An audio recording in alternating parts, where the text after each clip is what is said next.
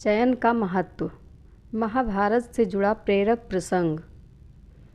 धर्मात्मा राजा प्रताप भानु ईश्वर को पाने के लिए जंगल जंगल भटका, पर जंगल में विचरण करते करते वह अपने लक्ष्य को भूल गया और ईश्वर पूर्ण गुरु के स्थान पर एक कपटी को भगवान का दर्जा दे बैठा। भगवान की अपेक्षा कपटी मुनि के चयन में ही अपना हित समझता रहा। तुम तज दीन दयाला निज हित ना देखो को, और इस गलत चुनाव का उसे क्या परिणाम मिला। लक्ष्य भूलकर राक्षस का सहारा लिया तो अगले जन्म में रावण रूप में राक्षस ही बनना पड़ा। दुर्योधन ने भी यही गलती की थी। जब श्री कृष्ण के बहुत बार समझाने पर भी दुर्योधन नहीं माना और महाभारत का युद्ध निश्चित हो गया, तब श्री कृष्ण ने अर्जुन और उसके सामने चुनाव रखा था।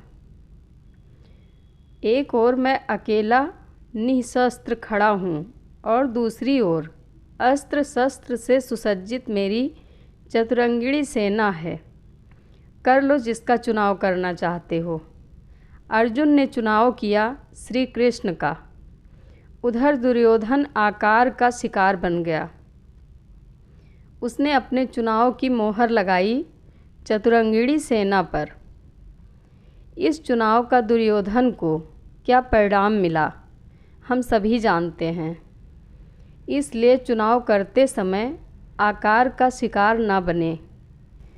क्वांटिटी के साथ साथ क्वालिटी का भी ध्यान रखें। धनुर्धारी अर्जुन से अगर कोई बराबर की टक्कर लेने का जज्बा व काबिलियत रखता था तो वह था अंगराज कर्ण।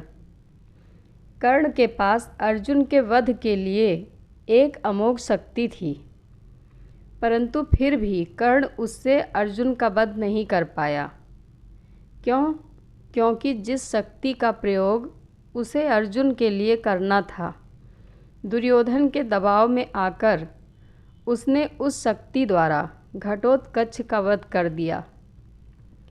जहाँ नाखूनों का चयन करना था वहाँ व्यर्थी दांतों का प्रयोग किया।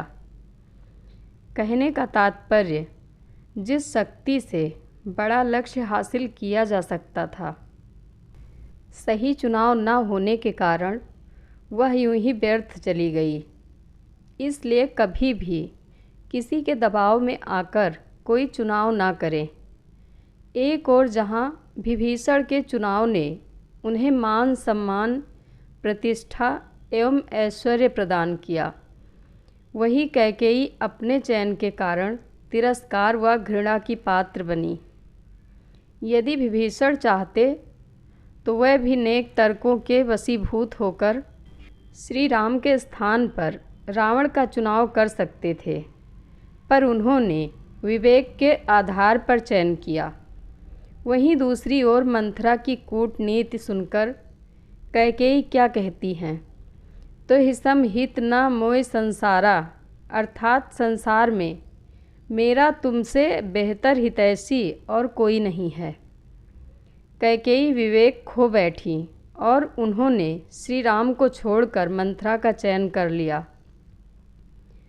उस एक गलत चयन का परिणाम कैकेयी को युगों युगों तक कलंकित कर गया। अपने पुत्र भरत का प्रेम तो खोया ही, स्वयं की नज़रों में भी सदा के लिए गिर गई।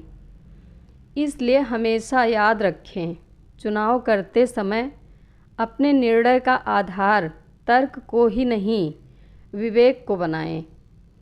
इससे अपना चुनाव कभी भी पछतावे में परिणित नहीं होगा।